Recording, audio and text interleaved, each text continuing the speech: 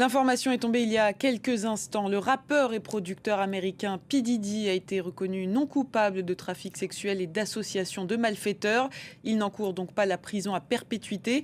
Il a été en revanche reconnu coupable de transport de personnes à des fins de prostitution. On rejoint notre correspondant à Los Angeles, Loïc Piala. Loïc, bonjour. On s'attendait quand même à un jugement plus sévère.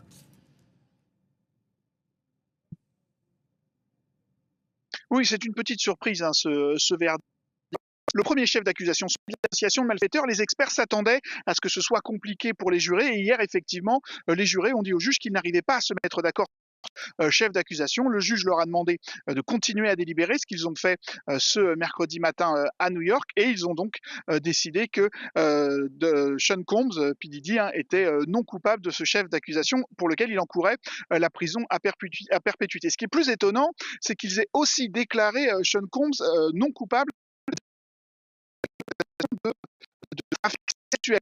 Tout au long de ce procès ultra médiatisé, on a eu énormément de détails donnés sur ces freak-offs, ces orgies presque médicalement assistées que la star de la musique organisait. Il forçait ses compagnes à multiplier les actes sexuels avec des escortes masculins qu'il rémunérait. Et il y avait tellement c'était tellement bien documenté et tellement choquant parfois qu'on s'attendait vraiment à ce que les jurés ne se posent pas de questions sur ces deux chefs d'accusation. Ils l'ont fait. Visiblement, la stratégie de la défense de Sean Combs, qui a été d'insister sur les textos qu'ont envoyés les compagnes de Sean Combs, hein, Cassie Ventura, une chanteuse qui a été sa compagne pendant des années, et puis Jane, c'est un pseudonyme qui a été sa compagne au moment de son septembre dernier.